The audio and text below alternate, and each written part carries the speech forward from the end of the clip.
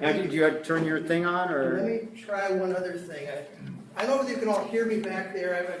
I've got my allergy voice this time of year, and so I'm not sure that it projects like it normally. I'll try not using the mic, but the sound system, but if you start having trouble hearing me, wave your hand, and I'll be glad to give that a shot. This time being, we'll try it without. Okay. Well, thank you, Kurt. My name is Don Weden. I worked for Santa Clara County Planning for about 34 years, retired about a decade ago, and have been busy since then, sort of helping communities see what the future looks like, what's just over the horizon. And I just want to begin with a shout out to Kirk. You are incredibly fortunate to have him as the leader of your organization. I know of no one else who has more energy, more commitment, more imagination, who's more active in more things than Kirk is. And so, yeah, he certainly is somebody you have a treasure, especially in these times when there's so many changes occurring in our communities. We need people like Kirk and some of the others of you today who are pointing out meetings that are important meetings. You need to be engaged. If you want to shape the future of your communities, you need to be engaged. Kirk is the epitome of that in my estimation. Let me launch.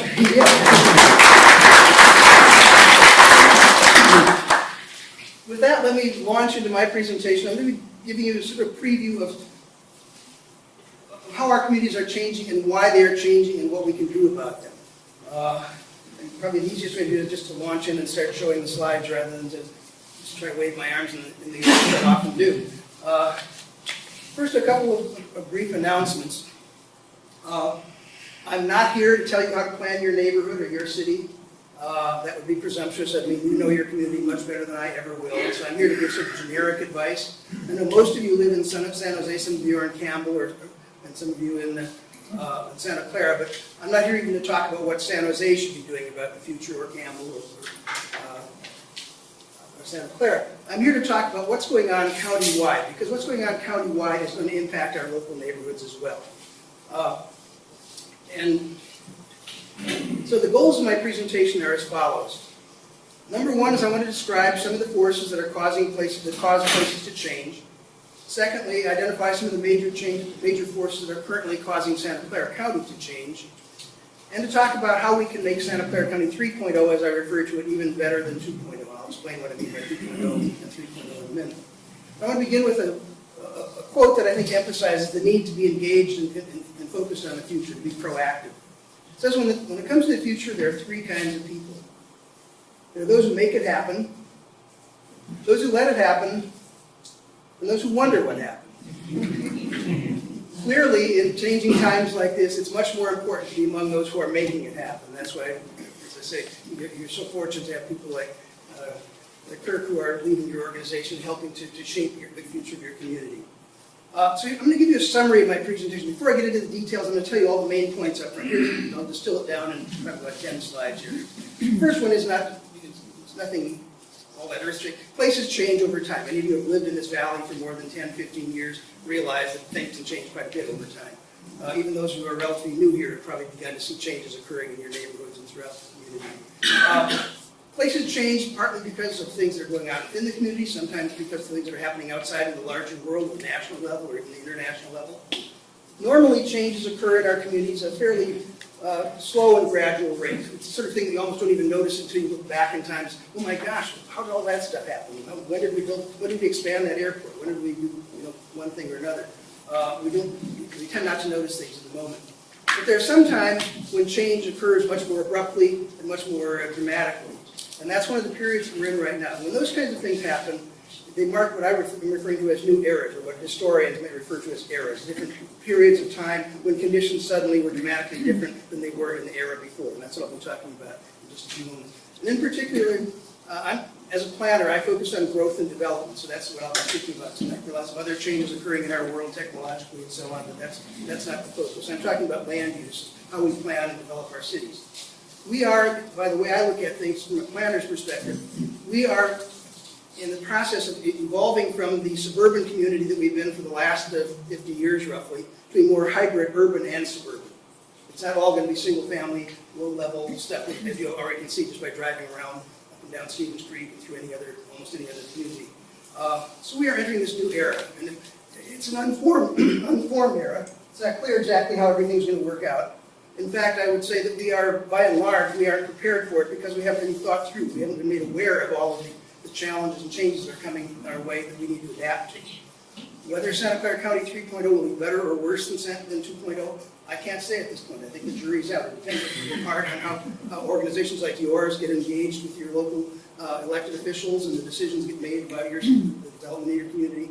But I think it's something that we can do. I think we can make things better if we do the right things. And in particular, if we recognize that growth can be a positive tool, if we shape it and have it in the right places, it can enhance our community, help meet needs that we aren't currently meeting. So that's a summary of my presentation. Let's back up a bit and talk about the evolution of places. Now, places is a concept that exists at all different sorts of scales. For my presentation, I'm focusing on what happens within the county, Santa Clara County in particular. And as I said before, places are shaped by many forces. Some of them are internal, such as our local geography, local politics, local history, and so on. Some of them are external, maybe the world events, maybe the world economy, conditions in other countries, and all of that. All of these things have an impact on how our communities evolve over time. The way I sometimes refer to them is just generically, these are the winds of change. It's easier for me to remember that than remember all the details, but it includes demographic conditions, economic conditions, geographic, political, legal, technological, environmental, philosophical. All of those things are constantly, one way or another, and in combinations, pushing and pulling our communities to make them change over time. Now, as I said earlier, most of the time these winds of change are blowing fairly gently, and things stay pretty much as they are, or the rate and magnitude of change is almost imperceptible. We have almost have to look backwards in the mirror and say, gosh, how did this community change? It wasn't like as each change occurred, we made a great notice of it. But sometimes the winds of change blow much more dramatically, as they are right now, more forcefully. And so we're experiencing change that's much more dramatic and much more rapid than what we're accustomed to in our communities. And that's where we come to the point of, well, what do we do about it? Normally, when there's just slow incremental change, we can simply wait till things go back to where they were or come closer. We don't have to do much. When things are much more dramatic, when we're undergoing structural changes, where things are changing and they're not going back, we need to make adaptations, and that's sort of one of the themes of my presentation. How our communities evolve, that's an adaptation. That's largely within our influence. And that's what I want to encourage all of you to be involved with, is helping to shape the future of your community. Because we are right now one of these periods where we have a whole bunch of things that are changing rather rapidly. And we can either sit back and be the ones who let it happen or wonder what happened, or we can be the ones who help make it happen. Among the sorts of things that can bring about change are demography, birth rates, death rates, migration, things of that sort. Economic opportunities that cause people to move from one area to another. Lack of economic opportunities, such as occurred in this country back in the last century during the Dust Bowl of Depression, when parts of the Central Plains became pretty much uninhabitable with all the dust storms. Sometimes it's transportation improvements that make it easier to get to a place that previously wasn't too accessible. That can bring about change. It may be communication technology improvements. The ability to communicate. You used to be able to work out of your office, out of your cabin up at Lake Tahoe and commute electronically to a company here in the valley. That's now possible. Sometimes it's natural forces, such as earthquakes, that bring about change. Dramatic example of that, San Francisco, the Embarcadero Freeway that is so severely damaged during the 1989 earthquake. It has now become a whole new park area for the residents of San Francisco and for visitors as well. So that's what we did. Another thing that can bring about change is just changes in technology. And I wonder, for example, with the home air conditioning, what would the population of Arizona be today without the home air conditioning? 7 people, 8 people, maybe. It'd still be territory in my estimation. That's an example of things as mundane as technology can. In fact, there's a book I read about 10 years ago that pointed out Ronald Reagan became president because of the air conditioning. If the population hadn't moved to some of the states that he won to get him elected as president, he would not have gotten elected. So it's interesting, these things have mundane things that are just part of our everyday life, can often have major consequences, major changes. Another thing that can cause areas to change is changes in the local economy. This was once the Valley of Hearts Delight, as some of you may remember. It was known for its agriculture, its orchards that covered most of what is now housing and other uses. And gradually and fairly dramatically, actually back in the 1960s, we shifted from being predominantly an agricultural community to being more technology and aerospace type of community. And finally, the last thing I want to point out here is changes in land economics. We basically built out this valley that was the easily developable land and the flatlands. And yet there still is a lot of growth going on. And so what that does is it tends to drive up land prices. As the more price the land gets, the more imperative it becomes for those who want to develop things to build higher in order to get the money back, in order to be able to make it pencil out. So that's all of these forces then are the kinds of things that help shape Santa Clara County from, that's just a sort of aerial from the 1860s of what the valley roughly looked like, to what it looks like today. And again, all of these forces that I mentioned earlier are all playing different parts in that chain, and they're continuing to impact our communities. So let's talk more specifically about the evolution of Santa Clara County. As I said, I'm going to be talking about it in terms of eras, which is a term that basically just describes a long and distinct period of history with a particular feature or characteristics. So from a planner's perspective, I see Santa Clara County as having gone through three eras. The first era was the pre-suburban era, or Santa Clara County 1.0, before Silicon Valley came on, before the suburbs. And this goes all the way back to through prehistory. Then there's the suburban era that started roughly 1960, Santa Clara County 2.0. And then the era that we are just entering into, which is 3.0, which is the urban-suburban hybrid era. And that's what I'm spending most of the time talking about in the rest of my presentation. But before doing that, to help illustrate how communities change fairly dramatically, I'm going to use as an example the evolution of Santa Clara County from 1.0 to 2.0. How and why did we go from being the valley parts to light to being Silicon Valley? I'm going to fairly quickly go through this. So, it's a story that is both local and national in character. It began actually back during the Great Depression, when things were horrible in terms of the economy and any number of other social indicators, that unemployment and so on, were terrible. Really a dire, desperate time. But in the middle of all of that gloom and all of that pessimism and all of that difficulty in just staying alive and surviving, there was an event in New York City. It was the 1939 World's Fair. And it was titled Building the World of Tomorrow.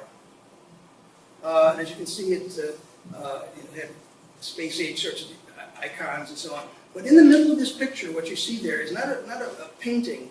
That was a three-dimensional model, or a diorama.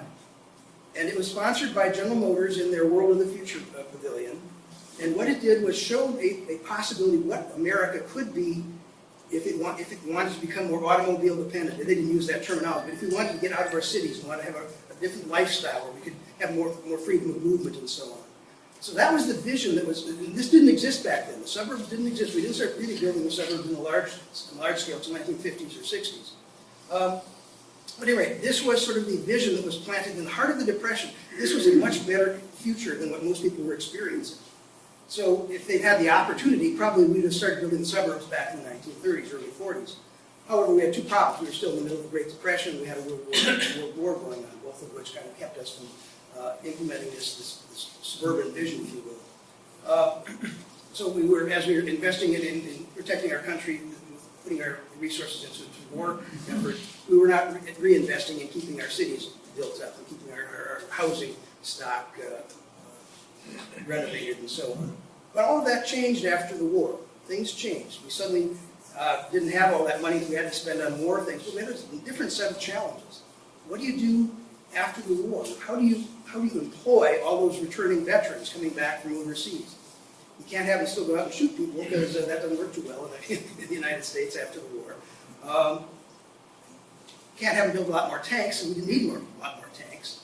So that was one of the challenges. We had to figure out how can we employ people, returning veterans, in a peacetime economy. We also then had the baby boom. A lot of young baby families were putting off the twin great families during the war. Suddenly had the opportunity and took advantage of that opportunity. And we had the baby boom generation. Just as footnotes.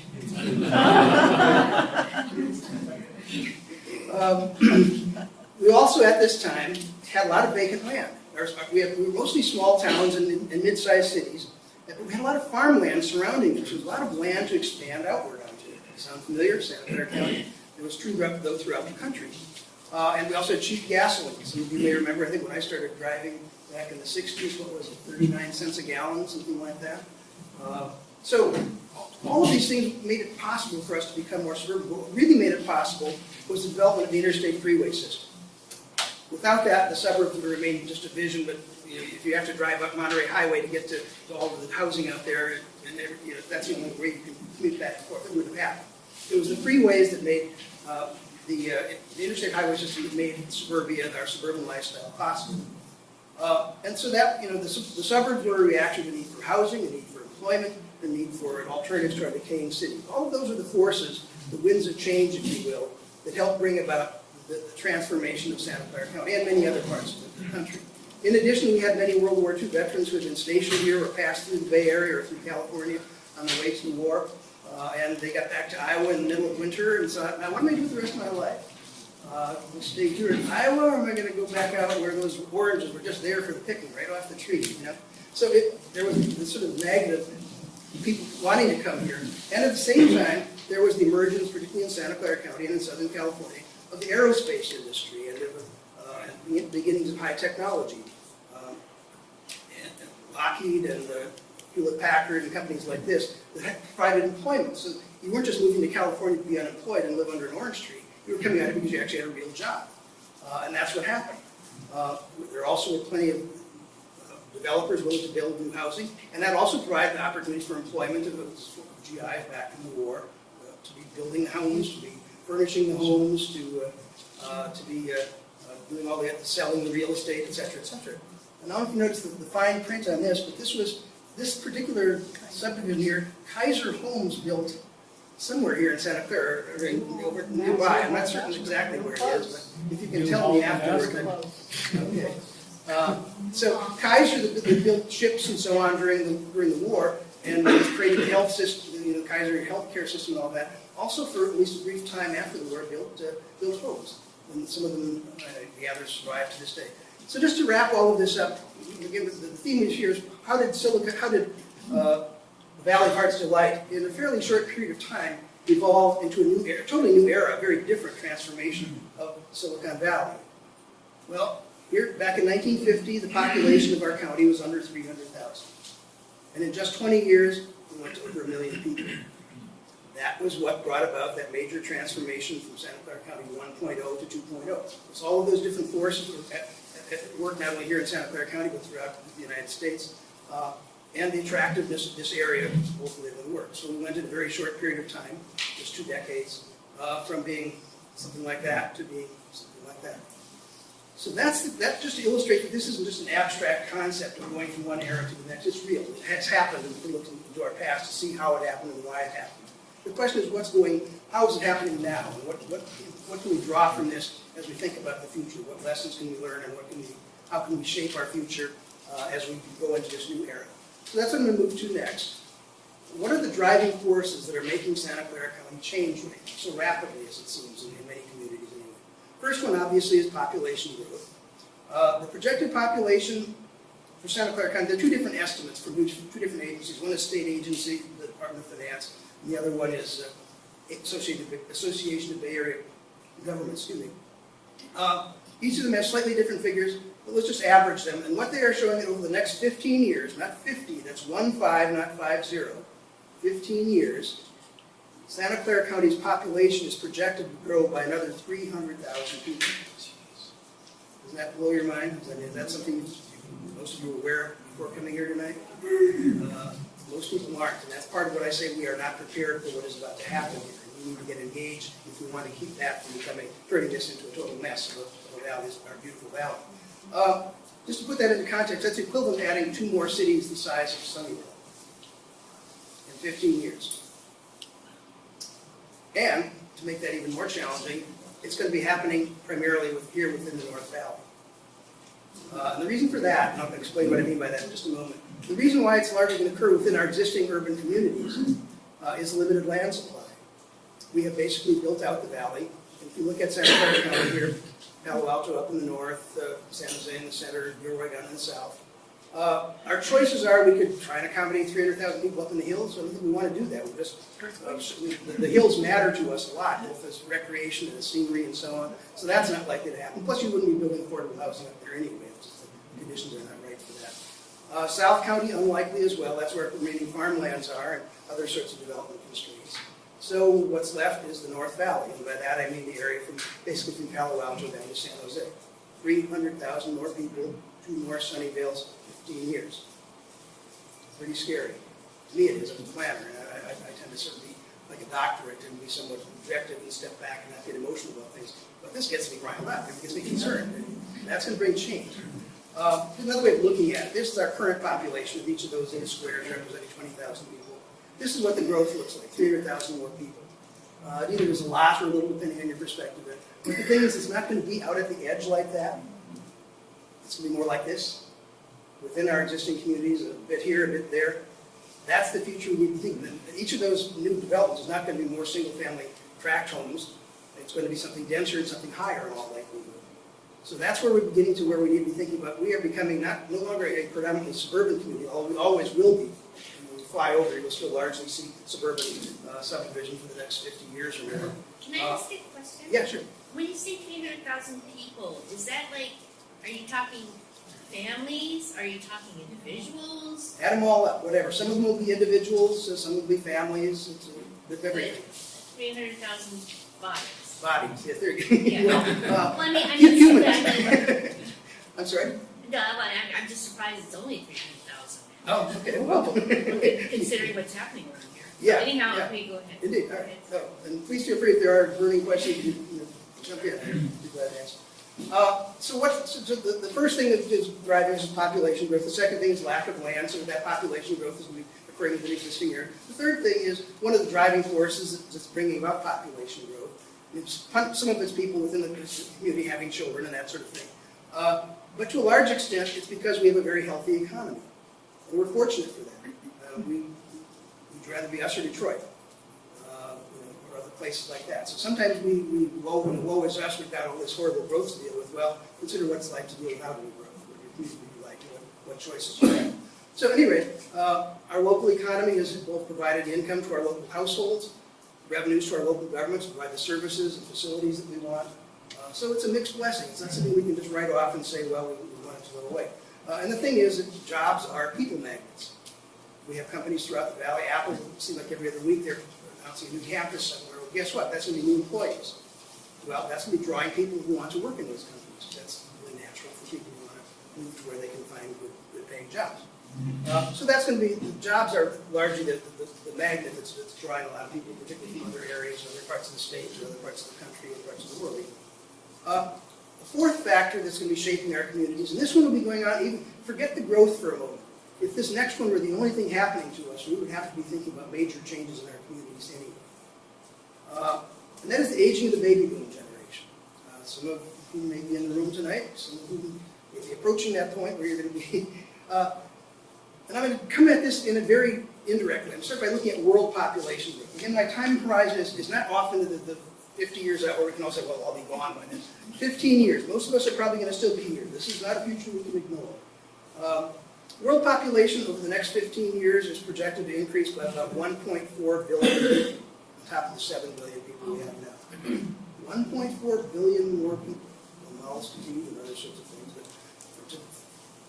But the interesting thing is, many of us, we sort of think, well, we're just got to do something about promoting birth control around the world or something. There are just too many other countries having too many babies. The reality is that births worldwide have been pretty constant for the last decade.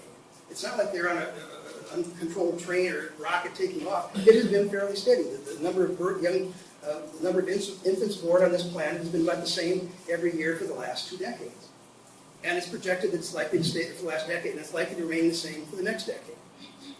Well, that seems a little inconsistent. How can our population be growing dramatically, another 1.4 billion people, if we're not having more babies born? Well, some of you probably guessed, we're looking at the wrong end of the telescope, the wrong end of the age spectrum. We are living longer.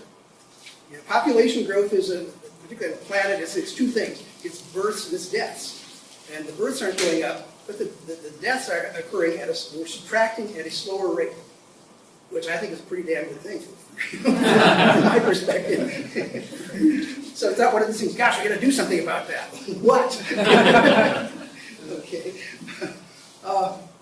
Here's just to show you how life expectancy has changed over the last 100 years on this planet. Worldwide, in 1900, if you were born somewhere on this planet, you had a life expectancy of only 30 years. Most of us in this room would not be here if that were the case still. We would not have lived this long. It's now up to 67, roughly. United States, back in 1947, was the average life expectancy.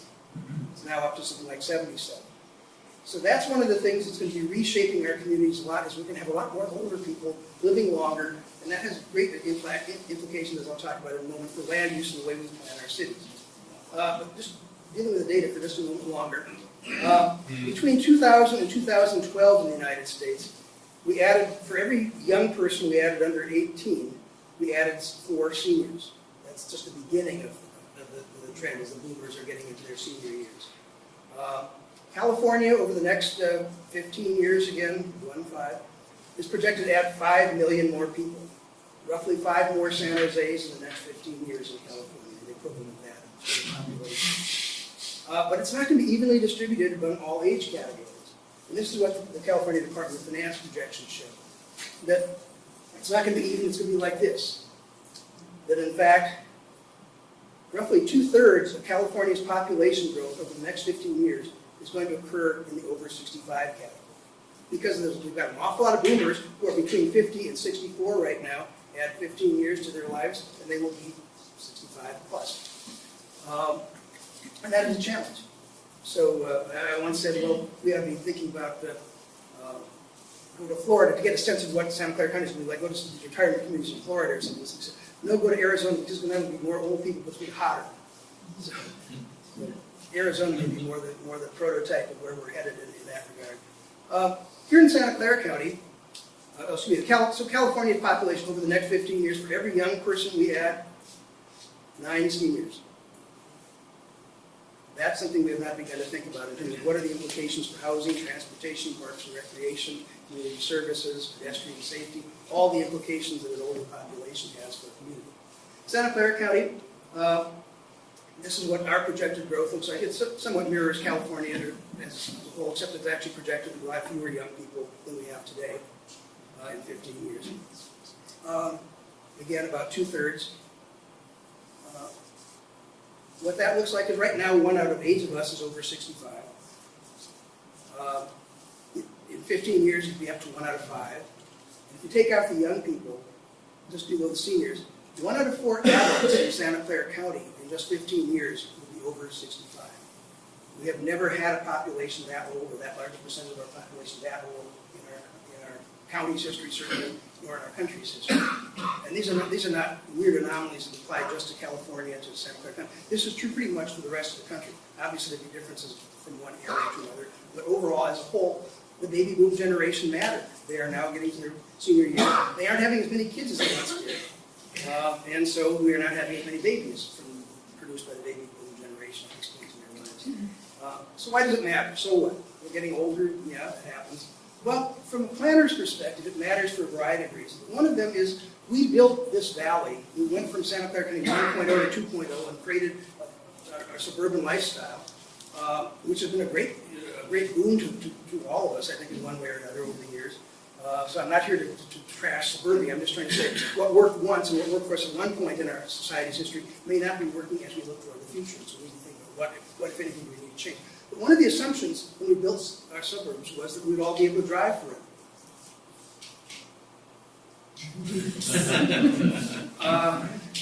As you know, for every one of the guy on the left, they were adding 9 of the little lady on the right in the next 15 years.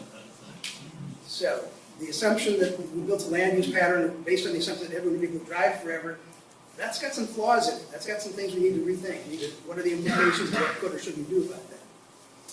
The reality is that on a national basis, 1 out of 5 Americans over 65 doesn't drive, and many more cut back on their driving when gas prices rise and things of that sort.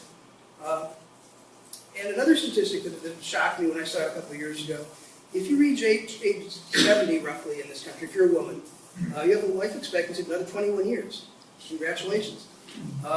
You have a driving expectancy of another 11 years. There's a gap there. 10 years as a non-driver. Does that work for you living where you currently live? How far is the nearest grocery store? How far is the nearest church or whatever that you worship, wherever you visit your friends and college, your friends and whatever. For men, 17 more years life expectancy, a little shorter than women. 11-year driving expectancy. Last 6 years as a non-driver. We didn't think about that back when we were building the suburbs. We didn't think that we'd ever get old, we'd ever have that, be faced with that situation. It's becoming a reality more every day. When I speak to young, occasionally as a guest lecturer at San Jose State for urban planning classes, I use this example. I try to get the young people there who all have earbuds in, if they're listening to me at all, to get them to relate to the fact that not everyone is their age. They aren't all millennials. We aren't all millennials. And I asked them to imagine this is their grandmother. And that's where she lived with her family, a nice suburban, nothing wrong with it, beautiful, lots and homes and all of that, suburban setting. She and her husband raised their family there. The kids are now adults and have moved on and live in some other cities, whatever. Her husband unfortunately passed away a couple of years ago, and she's now living alone there. And for whatever reason now, she can no longer drive. And that's where to get their attention, they grab the bars over Granny and stay trapped in suburbia. The reality is that is what is going to be happening to more and more people. We're going to be living in homes that were great for us when we were younger and we're raising families, we're having other people who drive for us. We now may be living alone in a house where we cannot drive and where the nearest grocery stores are a mile away and all those other sorts of things we need. That changes our lifestyle quite a bit. That changes our quality of life. We need to think about that. That isn't an inevitability. We need to have all of those people trapped in suburbia. The question is, what can we do about it? We'll come to that a little bit later. So again, we built the suburbs assuming we would never age. Well, guess what? The reality is that our needs and our preferences may change throughout our lives. Things that were fine when we were younger, the neighborhoods that were fun to grow up in, may be problematic to grow old in. And we've got to think about that. How do we plan the future? If we're going to have all this growth, where should we put it and what kind of housing should we be building, what kind of neighborhood should we be creating so that we can help deal with some of these issues? Provide alternatives for non-driving seniors, for example, as well as younger people, which I'll come to in just a moment. And this is not just a problem that is going to affect boomers and seniors, it's also going to affect adult children. We're going to be increasingly called upon to deal with them, helping their parents meet their needs, whether it's doing the grocery shopping for them or coming and mowing the lawn or whatever else. So that's something we need to be thinking about. The world is changing, and some things create challenges. They don't mean we're on a downward spiral. It means we need to think about that and do something about it. The next thing that I want to talk about, the second of the last force that's having a major impact on the future of our valley, is the rise of the millennials. Millennials are those folks who were born between 1980 and 2000.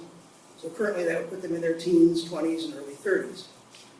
We hear so much about the boomers, and a little bit about the millennials, usually about how they're having trouble finding jobs or whatever. But the reality is there are now more millennials than boomers in this country. So as we're planning for the future of our communities and our country, should we not be thinking about what their preferences are? Not simply what the boomers wanted or want, but what do the younger people want? The generations who will be working in the jobs that are going to be paying the taxes that are going to help keep our streets paved and the potholes patched and all of that. They are now the majority of the U.S. workforce. They may not always be working the ideal jobs that they want, but they are working. They're in the workforce, more of them than any other age group, than any other generation. They are the most educated U.S. generation ever in terms of having some exposure to college. As a result, they are often the ones, our high-tech companies throughout this valley are constantly trying to recruit because somebody pointed out to me that the typical young millennial person, if they had the competency, at the day they were born, they could have emailed the president. The technology existed. They've grown up with that technology all through their lives. Most of us didn't get to email until we were in our adult years somewhere. So this is why they are the ones that the companies are looking for, because it's a second language for them, or it's maybe a first language in many cases. So that's why these are the sort of people that our companies in this valley are trying to attract. These are the kind of people we need to be factoring into our future planning for our community. One of the consequences, unfortunately, of their college education is that many of them are dragging around student loan debts behind them, which accounts for why many of them are unable, even in, well, this area is crazy anyway, but in many parts of the country are still struggling to be able to afford homes or are not buying homes, the lowest rate of home ownership in that age group in a decade or more. They also, then as a consequence, are renters. Some of them are renters because of economic necessity. They can't afford to buy a house. Some of them, it's freedom to move. They aren't expecting to stay in that current job for another 20 years and retire or something, 30 years. They are looking that they may want to move in 5 years to another job, and maybe that job is in Austin. And you want to have to sell a home here in order to be able to, move to Austin or whatever, or Seattle or any other place. And finally, is that some of them are less confident in the basic model of the American dream, that you buy a house for your retirement, as a savings account for your retirement. They saw what happened to the value of their parents' homes during the subprime mortgage meltdown, where their homes were underwater. So what kind of a savings account is that? This is what some of them are thinking. It's going to take a while for them to feel confident that that's the way to go. So that all of those things are, as we're planning for the future, what kind of housing we need to be building, we need to be thinking about people who are not necessarily going to be able to buy their own homes. We need to be building more home housing that both seniors who may, I'll come to that in just a moment, but to particularly younger people who can't afford to buy a home, how do we provide more affordable living accommodations now? Another thing that I think is one of the most significant things about the millennials, this number may be a little bit high, but I took it from the American National Association of Home Builders. They said that the millennials overwhelmingly want to be living in an urban setting. You see all the white buses that come down from the cities to drop out in the Weden buses and so on. People who like working down here, they get good pay for that, but they don't want to live down there. If they could afford it, but even if they could, they don't necessarily. They have, I'll come to it in 2 slides from now, but this is a generation that grew up in the suburbs, but basically is rejecting the suburbs, at least at this point in their lives, and are looking for different kinds of lifestyles. One other indicator of it is that they have the lowest percentage of driver's license ownership, if you will, since the 1960s. They don't think they're ever going to need a car. They can get, as long as they're living in urban settings, they can get Uber, they can take public transit, they can walk, they have all sorts of other options. If you move out to the suburbs, suddenly they have to have a car, or they are stuck. So, let me get that picture. Got it? Okay. They prefer walking, as I just said. They prefer taking transit of one sort or another. Their last and least favorite choice is the suburban traffic jam. So, that's a challenge. Now, so we've got this large generation that really wants to live in a different kind of city communities than what we've built. The interesting thing, though, is I've talked about the boomers as one group and the millennials as another. There's actually one thing that they both have in common, what I refer to as the generational convergence. And what that refers to is that if you look at the way we build communities, you can categorize them in two different sorts of general settings. One is drivable suburban. That's what we built a lot of in this valley, where if you want to think about it, if you need to get a quart of milk, you jump in the car to go get it. Okay. Or walkable urban. You put on your shoes and walk down the street and to the nearest store and you get some milk. So if you look at it in those two categories, clearly the millennial generation, their preferences are overwhelmingly for creation of for living in walkable urban neighborhoods. But what about the boomers? After all, we built the suburbs for them, for us. Where do they want to live in the future? Well, a lot of them, of course, want to live in their current homes. Many of them are thinking about what are their choices, how is their life changing, what are options they have. They're looking at the future, and that 2-story home, those stairs look a little steeper every year, a little harder to get up there. They also find the traffic more unpalatable. They realize that they're running out of time, and they want to spend more time with their families, with their children and their grandchildren. And so it's easier to do that if you just lock the door on the condo than if you have to worry about who's going to take care of the house and the yard where you're gone for a month, who's going to leave the family back east or wherever they live. So a number of boomers are thinking about relocating. Just the realities of maintaining a house over time, and a whole bunch of other things. The inconvenience of driving, the expense of driving, $10,000 a year per vehicle. There's no government program that's going to get seniors an extra $10,000 a year, but you could get $10,000 a year by getting rid of one of your cars. The cost of purchasing insurance, gas, all this stuff. Anyway, the boomers that are going to be moving are not looking to trade up. They aren't looking for a bigger house with more rooms and a larger yard to maintain all of that. They are looking for condos, they're looking for apartments, they're looking for a more carefree lifestyle, a maintenance-free lifestyle, sometimes referred to in real estate ads. So, although throughout their lives, they've driven the real estate market. They were the ones who built the homes in the suburb floor so they could have a backyard to play in. Then we had to build homes for them when they got old enough to move away. Then they wanted bigger homes. And so, but now boomers have reached the point where they aren't constantly looking for something bigger. They're looking for something smaller. If they're looking to move at all, they're looking for something smaller, something more urban, something more walkable. So when you add that into the equation here, what it means is that many of the boomers want to stay where they are. They probably will, and that's fine. I'm not here to suggest that they shouldn't. But what we need to realize is that those that are moving are more likely to want to be picking a place that's a more walkable neighborhood than a continuous suburban thing where they're just dependent on the automobile. So those are the sorts of things that are pushing our communities forward. Let me sort of summarize it in a couple of questions here. Imagine you got a letter from these folks here, this couple. It says, my wife and I have lived in our single-family home for the past 40 years. Now we want to move to a neighborhood where we can continue living an active lifestyle without owning an automobile. Does your city have a neighborhood like that we can move to? Same question, but from the perspective of millennials. We're the young professionals who have the skills and the knowledge that your high-tech economy depends on. We prefer to live in vibrant urban neighborhoods where we can live active lifestyles without driving a car. Does your city have a neighborhood like that we can move to? That, to me, if you were to boil down all the complexity of planning jargon and all that sort of stuff, the simple question, are we creating cities for the future, is can you answer yes to either of those questions? If your city can't, then you're really not evolving toward what we're going to need in this valley in the coming years. So these are all the forces that I've just gone through in detail: population growth, job growth, limited land supply, aging of boomers, rise of millennials, generational convergence. These are the major mega forces, if you will, that are driving us towards becoming a more urban place. So the question is, how do we do that well? I mean, having that much population growth in that short a period of time, it could make a mess of this place. You put that, if all those people are in cars, each morning going to work and coming back, that ain't going to be pleasant. Are there alternatives? Could we do it differently? Could we accommodate that growth without having the same impacts? That's what I'm going to talk about next.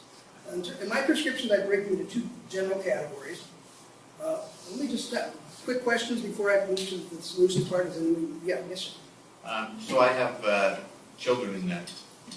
I have two millennials. One's married and one's not. The one that's married moved to the suburbs, have a home. Mm-hmm. The one that's not lives downtown, wants to be in the social circle. Sure. So how does the millennial generation, as far as marriages go, play in that part into it? That they, like my wife says, these guys don't want to grow up. Yeah. You know, they want to stay millennials all their life. And so wait till they go get a family, then they might change how they live, where they want to live. You put your finger on what I think is one of the biggest unknown variables in the equation going forward.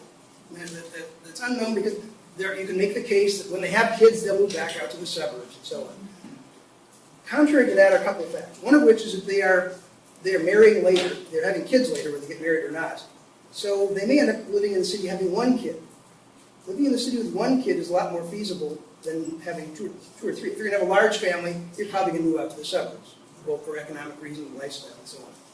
But there are as many who are saying, part of the reason they're living in the city is not just because they don't ever want to grow up. They like the cultural amenities. They like the multicultural nature of the communities. They want their kids to grow up in that environment rather than what, prior, when they grew up, were largely white suburbs. So how much later are they getting married and having children than Some of them are waiting till I don't know the actual number. My recollection is in the high 20s at least is where they're beginning to get married, or when most of them get married. And they may not have kids right away either, even when they get married. Boomers were, as soon as they get back from the war, they're young in their 20s or whatever. And again, the odds are if they have children later, you're going to have fewer children, which means an urban lifestyle is more viable. And this doesn't mean that they all want to live in San Francisco. It may well be that they are comfortable living in a somewhat suburban setting to which they can walk to an urban neighborhood.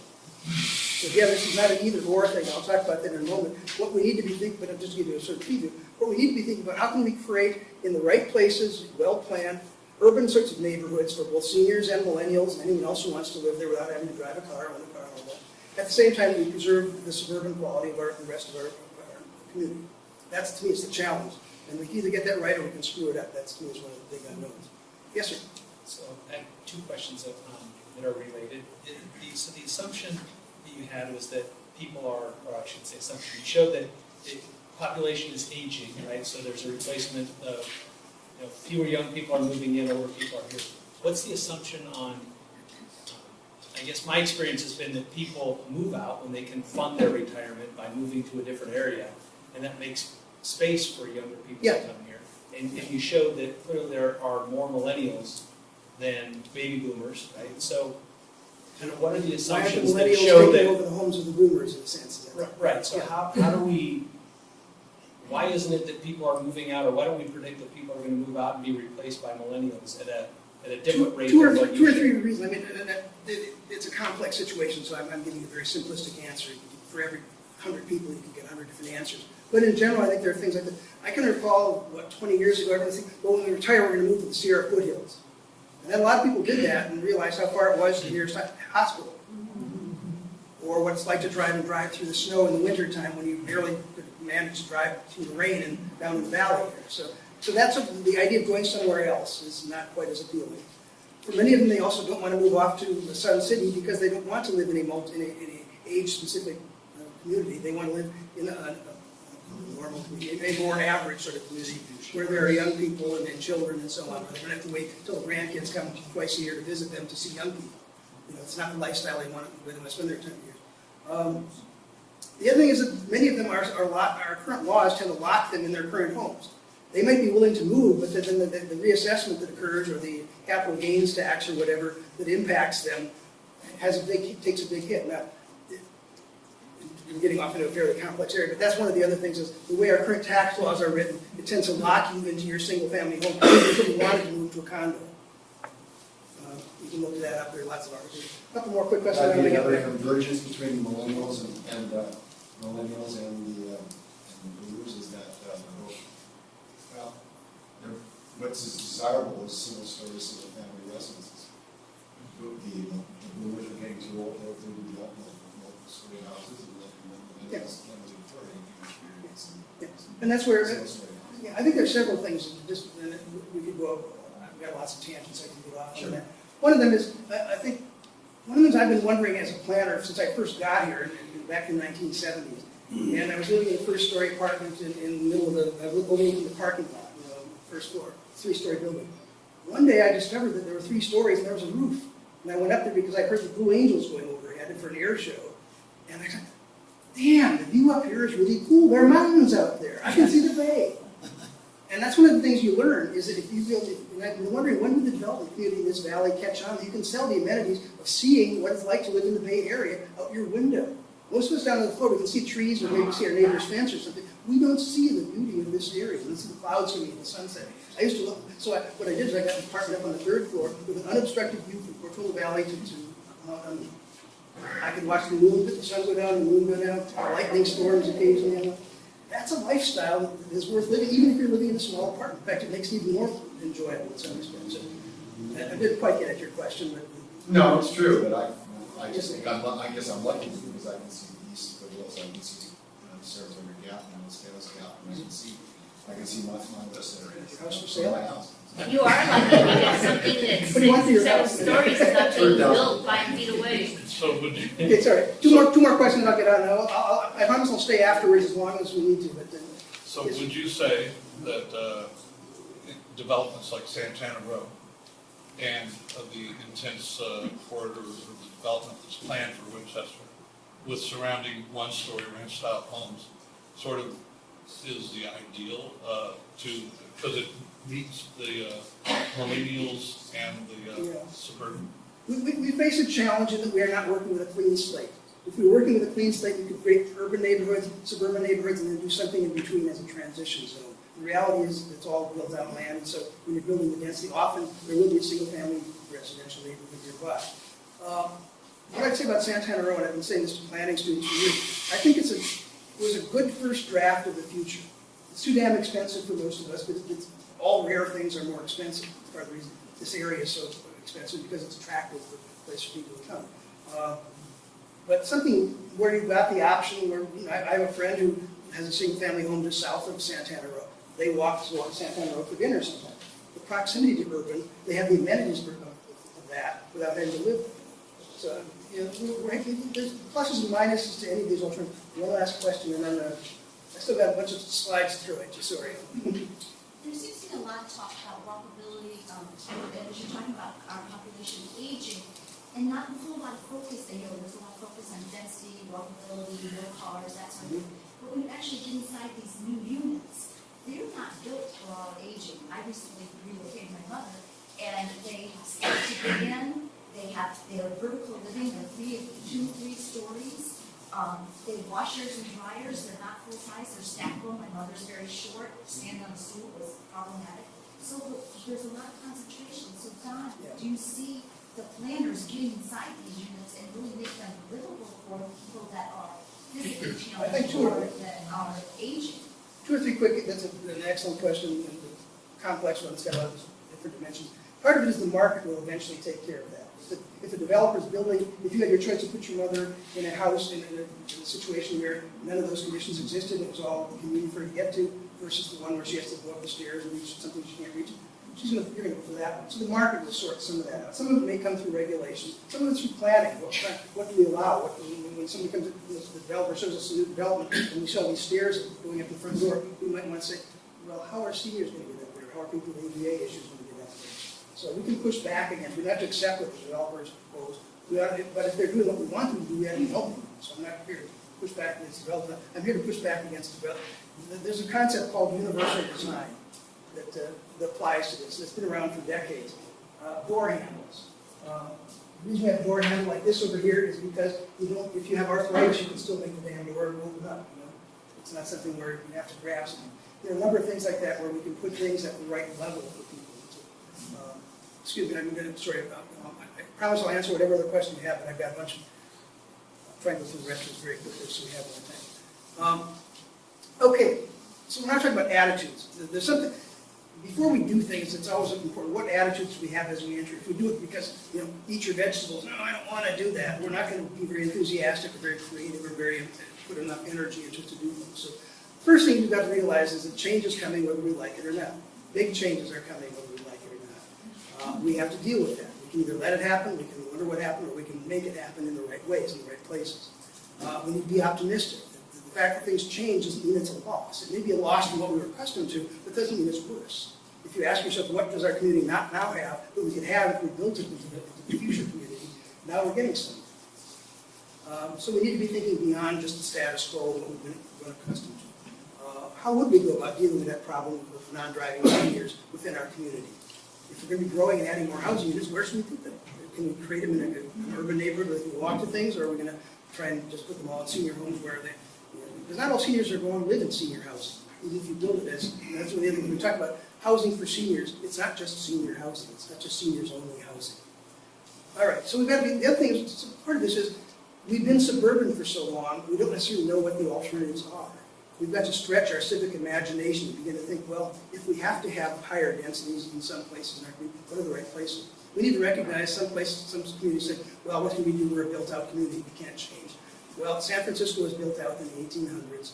It has changed ever since, and it's continued to change. Santa Clara County is not the same as it was back then. I think places change over time. We've got to recognize that growth is a two-edged sword. It's not simply a bad thing, it can also be a good thing. There's pluses and minuses.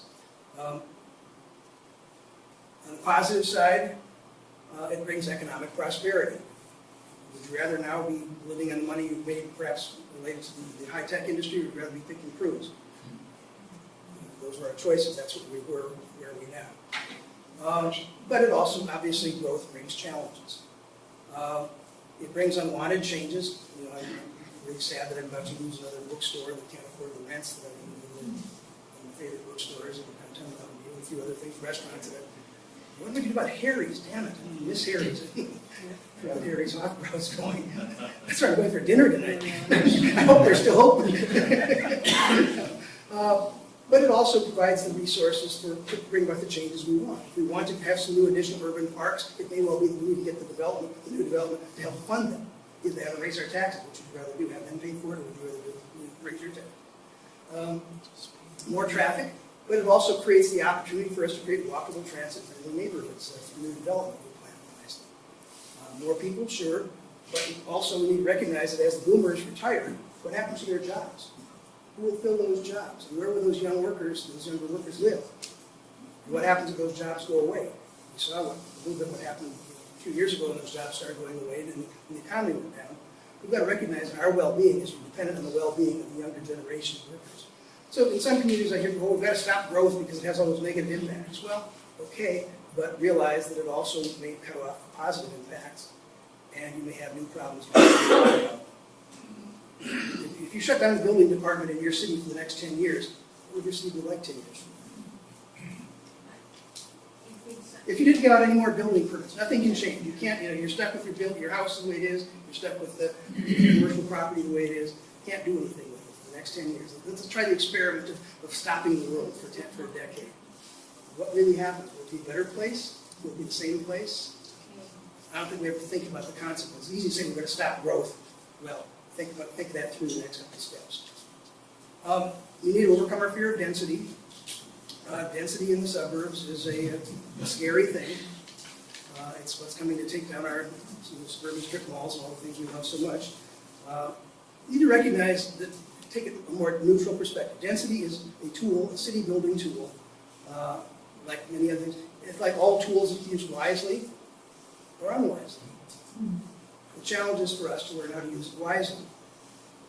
Some of the things, in fact, that we say we want in our cities, we can't possibly get unless we build with density, at higher densities. So if we want to increase our mobility options, reduce our dependence on the automobile, we're going to have to get denser neighborhoods. We want to make housing more affordable, we're going to have to get more units, more smaller units, perhaps. We're going to have to, if we want to improve public transit, we need to put more housing on transit corridors to help pay for the additional cost of providing the transit service.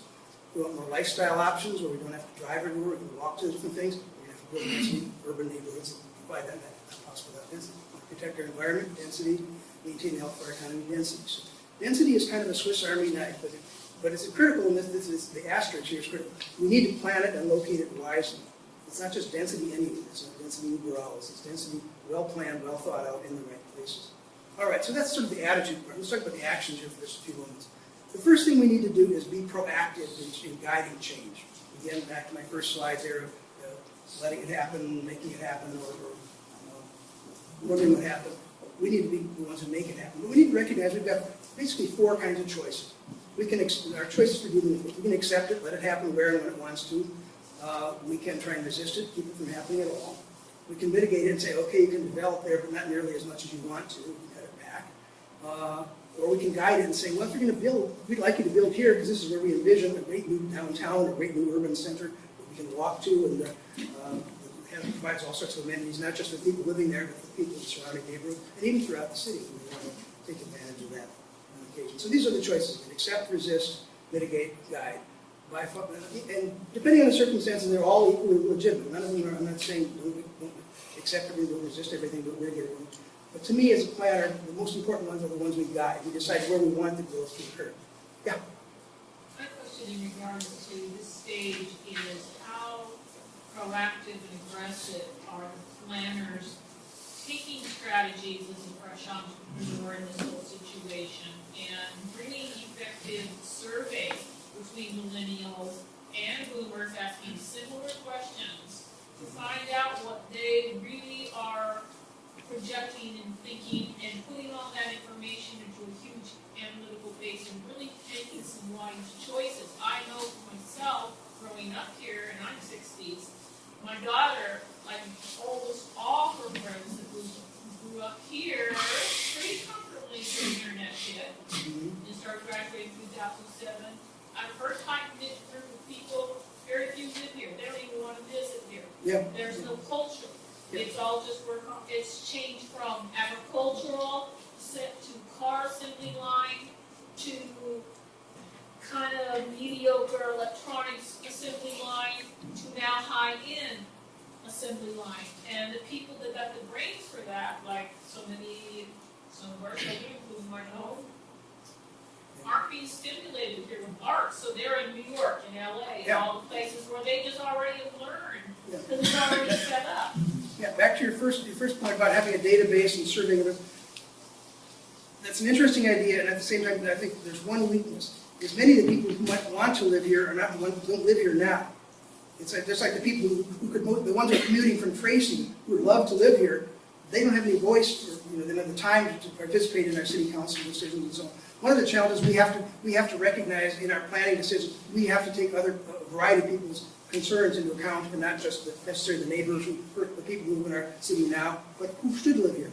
I'll talk about it just a little bit later. One of the things, when you talk about an aging population, one of the things we need the most of in terms of new types of employment is elder care providers.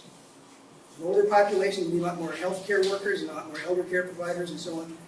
They make less money than our school teachers that we often have, and our police and firemen. So if we're concerned about affordable housing because we meant that our teachers can't afford to live here, what's going to happen when the ones we depend on to take care of our health in our senior years? But that boils down to quality, like you keep talking about. Well, it's also affordability, and that's where the number of units you build is part of the equation as well. Let me just finish this slide, and I'll be glad to talk further. I still got a number here to go through, and I know you're all getting impatient to be on your way. The other thing in terms of, we need to be thinking in terms of trips, not just traffic. Whenever we think about additional growth, whether it's population or job growth, our first thought is, oh gosh, all the traffic it's going to create. That's the tradition. It's not that simple. We've got to recognize that. There's no doubt that what growth, whether it's population or job growth, will create more trips, more need for somebody to go from where they live to where they work, from where they live to the grocery store, from where they live to a park or something, whatever. That's trips. That's different than traffic. We assume that all those trips are going to take place in an automobile. The reality is that there are other choices depending on how we build that additional development. There's transit, there's walking, there's biking, all of those trips that they take that now they might have to take by the automobile because that's the only choice they have with our current land use patterns. If we build urban sorts of neighborhoods, a lot of those driving trips become walking trips or transit trips or bicycle trips. So the thing is we need to recognize that our land use patterns are what determines how much of those new trips become traffic versus how many of them are accommodated in other ways. Basically then the point is that land use patterns and mobility choices are the things that are going to determine the livability. And that's where I bring in the kittens. Everyone likes kittens. Land use and transportation are inseparable. You can't think about one without thinking about the other. And guess what the cat's names are? Land use and transportation. Wherever one goes, there's the other. Same thing with land use and transportation in the real world. Whenever we make a land use decision in our local city council, we are also, whether we realize it or not, making a transportation decision. How and where will those people in that new office building get to that place? How and where will the people in that new housing get to work, get to the grocery store? Every land use decision is transportation. We quickly say, there also is the notion between the difference between suburban and urban. We've tended to think of them as two alternatives. There's San Francisco and there's Santa Clara, or Cupertino, or whatever else. That's traditionally been the sort of binary way we've looked at the world. I think what we've got to recognize is going forward is there is possible to have a great hybrid that has the best of both worlds. So long as we build them in the right places and keep them separated to the extent that we can, they can provide a better lifestyle than what we've seen. We're going to get more urban. The question is, are we going to get good at it or not? Will we create a lot of density, or will we create some great neighborhoods? To me, those are the two choices in very general terms. Whether we focus that urban development in places where it adds up to something, where there's some synergy among the uses, or whether we scatter it around the city, wherever there's least resistance or wherever it's proposed. It's a little more complicated than that. It's not an either or, it's kind of a continuum. But the real question to me is, where will your city be? Will your city be more focused urban in terms of how you accommodate additional growth, or will it be scattered around?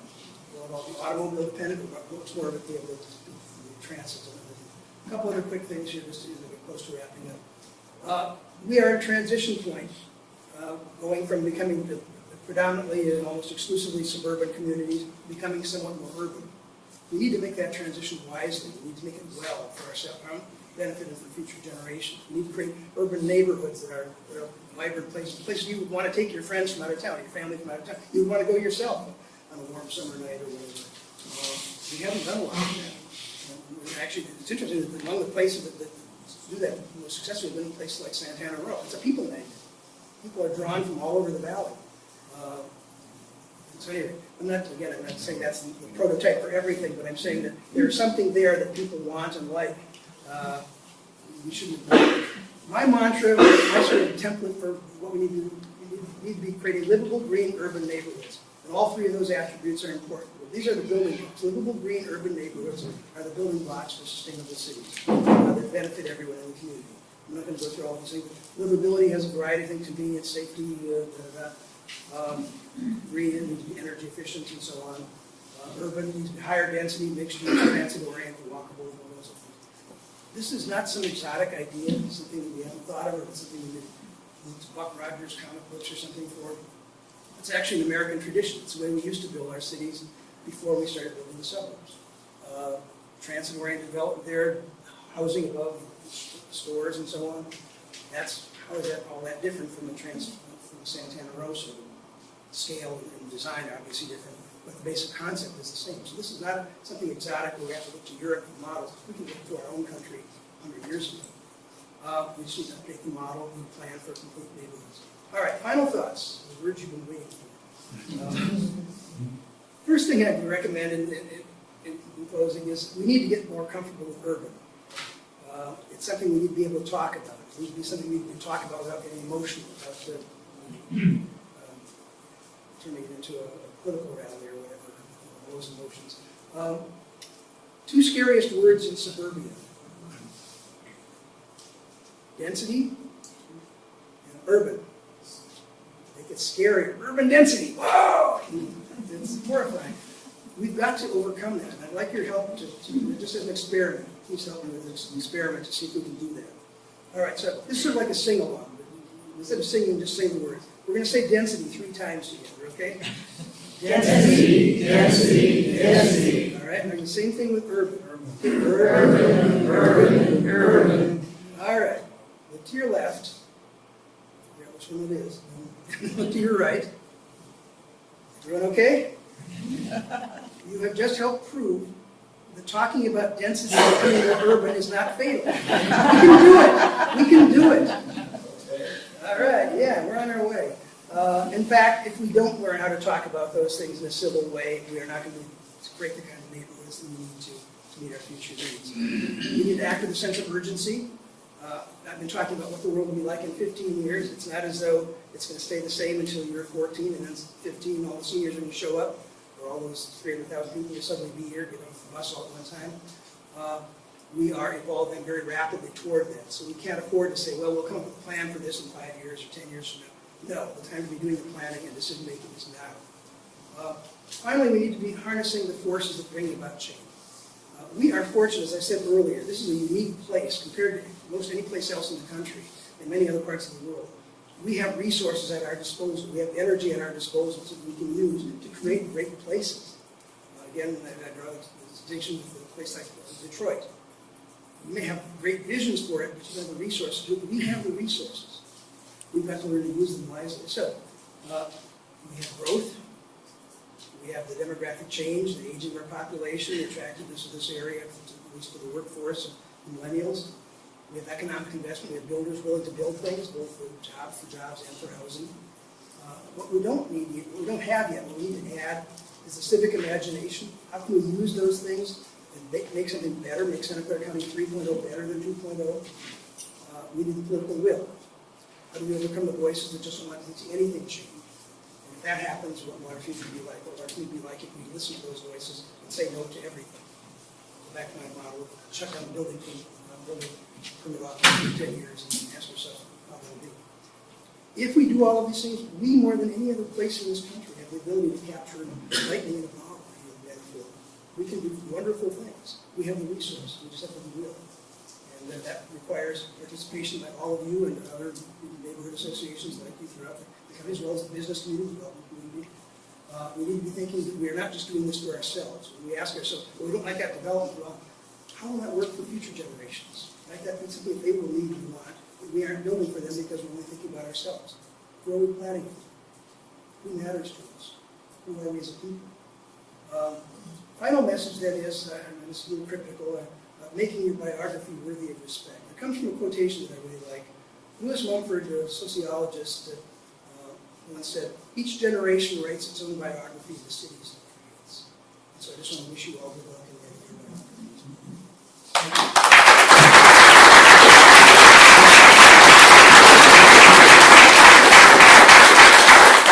Let me first look to Kirk and see what we're doing. we're Probably only about 2 hours over, right? Yeah, so Okay. we're gonna move this, and if I could ask. I'll maybe- stick around until the meeting's over and I'll answer any questions. How about we just take just 2 questions real quick while I get set up for Chappie, because Chappie's gonna just say a few words in between before Laura gets Okay, gentleman started. back there So has while I'm hand doing up that, first. okay. Yes, sir. Okay, I understand the big push, multi-modal transportation modes. One of my concerns is that in this big push, that we've heard many, in some ways, but several different times, directly from city staff, that the intent is to get us out of our cars. And, you know, or it's too easily interpreted in that way. I hate that wording. I've told transportation advocates they got to erase that from that vocabulary. They need to donate to charity every time they say those words. What we need to be doing is not getting people out of their cars. We need to give them alternative ways of meeting their mobility needs. Exactly. That's the way to approach it. And so I'm looking at a list here that I want to talk about later. Okay. But on this list, item 60 is from the DTA, funding from the DTA. Item 60 in the local streets and roads project list is Winchester Boulevard road diet and pedestrian and bicycle facilities improvement from I-280 to city limits. The good news is, as I said up front, I don't talk about specific things in specific cities, so I'm going to dodge that one. Well, Sorry. $3.5 million. So my question is not with regards to that particular project, but if a road diet goes through, the roadways are constricted to through traffic, lessening the people's mobility, be able to get around to and from where they need to go. People like me, people like other people might say, you know what, I'm not going to waste my time trying to get to Valley Fair and then dealing with Valley Fair. I'm going to go on Amazon and buy it online, forget dealing with that whole thing, and as these roadways get constricted further, the economy begins to collapse. You know, or I'm not be skeptical of that as one. it should be. Not everyone's going to stay home. Some of us like to get out to shop and see things. I pick in one part. I think, let me comment more generically. I think one of the challenges we have, and I'm not going to talk specifically about it, I think we often we're prematurely sometimes talking about specific tools like road diets or other things before we reach a consensus as to what kind of community we want to have. And I think once we realize the importance of providing alternative means of mobility, we begin to see maybe some of these things fit in, maybe in certain cases, but maybe only after there's a certain amount of development that justifies them. I'm using this as a generic, I'm not talking specifically about Winchester. But I sometimes, I've told my advocate friends, whether they're housing advocates or transportation advocates, I said, one of the things you've got to realize is that we as a species are inherently resistant to change. I'll prove it right now. Every one of you, please get up and move one seat to the left. No, well, stop. Some of you are easier than others. My point was that probably for most of us, the first thing that comes to our mind is why? And if we want to change people's attitudes about their communities, we begin to think, why do we need to change? And I don't think, for example, most of the people in your city, I would get, whatever city you're from, most cities throughout the Bay Area, aren't aware that 2/3 of our future growth is going to be in the over 65 category. That doesn't enter into their thinking about what their needs are going to be in their city. Or that we're going to be adding 200,000 people here, and we better be doing it right or we're really making a mess of this place. So why, what, where, and how? We're busy selling solutions before we've sold people on why we need to change it all. That's what we need to back up, and it's not easy, it's easier said than done, but I think that was missing for most of our planning processes. They were not driven by how is the world changing. They were driven by, well, it's been 20 years since we've done this, it's time to update the plan, and ABAG has given us these horrible numbers we need to accommodate, and that's the beginning and the end of the discussion. Yes, ma'am? Is anyone in the planning stages envisioning the actual self-driving car as one of the future events? I don't know, I think they certainly should be. The question is, how soon does it happen? And what are the implications of it? I think it has enormous possibilities, and at the same time, it isn't necessary. We often find something that's a solution for one aspect of a multifaceted problem. So for me, one of the challenges of an aging population is we probably don't get as much exercise. So if we're simply trading our automobiles for getting driven around in another automobile as opposed to walking a couple blocks to the grocery store, we have just made that not necessarily a healthier choice for us. We may have solved a mobility problem, we may not have solved a health problem. And also an isolation problem. One of the other problems as you get stuck at home alone is isolation and depression hand in hand, which also leads to less healthy diets, a whole host of things like that. We've got to be creating environments that get people out that meet multiple criteria. The self-driving car could do a lot of things. It's not the be-all and end-all of all our problems. Boss says I got to close. Any last questions? No? My hero says we got to close. Let me, can we wait till after, would that be great? I always like to leave it with him because of this planning, because I've not heard this addressed. In spite of the main points, all this involved with the unknown reach of the demographics of all ages, but we haven't heard anything of how they're planning to deal with the infrastructure that exists that's gonna need to expand. Which has always been true throughout our history. Each generation builds builds the infrastructure for the Like next one. schools Yes, yes. and Yeah, most of us, hospitals and grocery stores Yep. and parks. yep, most of the people here were back before Prop 13. In fact, we would pass bond issues to build the roads for the new subdivisions, to pay for the newcomers, basically. We've gotten, that attitude is gone now, but places change constantly. The infrastructure, our sewer lines, our roads are constantly being improved one way or another. But is that not part of the planning? Is It should to take be, it care should be. of- The fact is there will be children, there will be aged people that need to be accommodated, Yeah. and high density is not gonna accommodate either end. Well, it may very well. Okay, so if we make it possible for seniors who don't want to live in their single-family home to move to high density, that frees up a house with a backyard. So, I mean, it's not as though it's a steady, constant game. There's always, pieces are constantly moving in this puzzle. It's a multi-dimensional puzzle, but the fact that most of us would not be here if our homes weren't built back in the 50s before we knew how we were going to pay for all that sewer and water lines.